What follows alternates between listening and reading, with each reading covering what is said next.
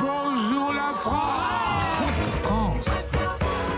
Et on commence avec de la musique classique. Oui, souvenez-vous, je vous en parlais en fin de semaine dernière de l'initiative de l'Opéra de Lille, une représentation du Sacre du Printemps de Stravinsky, durant laquelle les spectateurs étaient invités à laisser leur smartphone allumé pour pouvoir interagir avec le chef d'orchestre et les musiciens via une application, une première. Ici, on avait adoré l'idée. La représentation a eu lieu samedi. 1500 personnes ont assisté et participé à cet opéra connecté. Écoutez les réactions du chef d'orchestre Alexandre Bloch au micro de nos confrères de l'AFP. Le smartphone, c'est un outil du 21e siècle que beaucoup de personnes ont comme ami personnel, qui regardent en se levant le matin et jusqu'au soir avant de se coucher. Et on utilise tous les aspects technologiques du smartphone, que ce soit le tactile, l'accélération, le côté connectivité, le côté live. Et dans la salle, comment ça s'est passé ? Alors, La Voix du Nord y était. Ils détaillent le concert dans leur édition du jour. Le concert a débuté forcément par un selfie géant du chef d'orchestre avec le public. Et pendant 1 heure, les spectateurs ont pu tester leurs connaissances en musique classique grâce à des quiz proposés sur leur téléphone. Ils ont aussi joué à une version classique du jeu vidéo Guitar Hero. Mais non. Je ne sais pas si vous connaissez, il y a des notes de musique qui défilent, il faut appuyer. Mais la version classique. Et ils ont donc eu la possibilité de donner le tempo et les nuances de la représentation en 2 coups d'index sur leur écran. Et ça donne ça.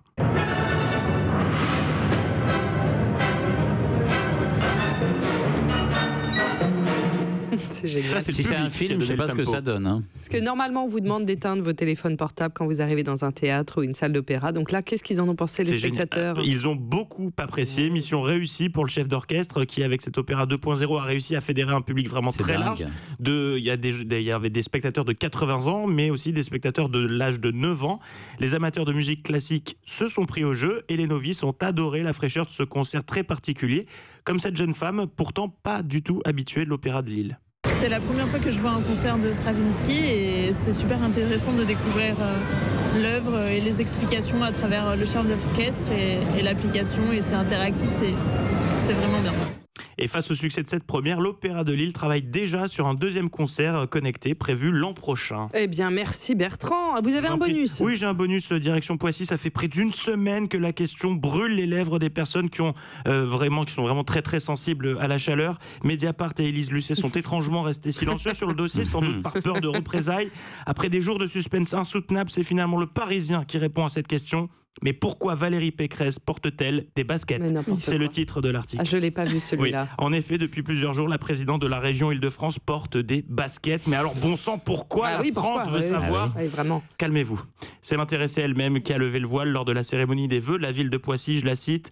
Pendant les vacances, j'ai eu un accident de vélo à Versailles. Dans une promenade, j'ai croisé un poteau et c'est le poteau qui a gagné. J'ai 2 orteils fracturés.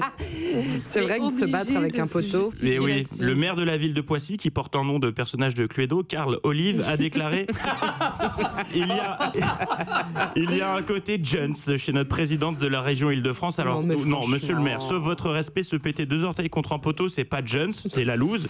Et puis, il n'y a rien de moins Jones que d'employer le terme Jones pour faire moderne. C'est aussi Jones que si là, parce que je vous parle de basket, je vous ai écouté les Forbans sur Europe 1. C'est Jones. Chouette, c'est sympa, tu verras. Vous m'avez rajeuni, mon petit. Moi j'adore les Forbans. Ça m'étonne ça. Voilà. J'ai la déconne. Mais où est-ce que vous avez été chercher cette histoire de nom de Cluedo ? Karl Olive. Karl Olive, pour moi, c'est un mix entre Très bonne Niel et trouvaille. Cluedo.